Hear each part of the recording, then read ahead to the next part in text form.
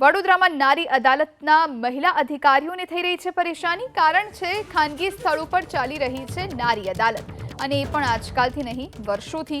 જો કે 12 વર્ષમાં 50 વખત રજૂઆત કરવામાં આવી ચૂકી છે, પણ કોઈ ઉકેલ આવતો નથી।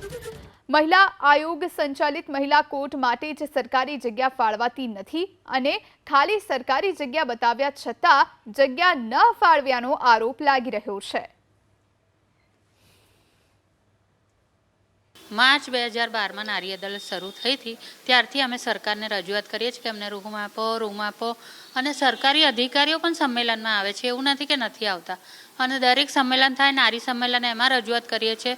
बधी रीते रजूआत करी, लेटरो द्वारा गमे ते रीते रजूआत करीए छीए, पण एमने मकान पण शोधीने आप्या छे के आ बंध छे, आ बंध छे, ए आपो, पण ए आपवा तैयार नथी। एवुं कहे छे के आना अंडरमां छे, अमारथी खाली ना करावाय, ताळुं ना तोड़ाय, एवी रीते अलग अलग वात करे छे, पण कोई स्पष्ट जवाब हजू सुधी आप्यो नथी अने आपता पण नथी। जिल्ला कलेक्टर, जिल्ला पंचायत, तालुका पंचायत, पछी कमिश्नर साहेब अने अमे मोटा मंत्री सुधीने अमे लेटर कर्या छे, पत्र कर्या छे के अमने सरकारी रूम फाळवणी करी आपे, तेम छतां अमने रूम फाळवणी करी आपी नथी।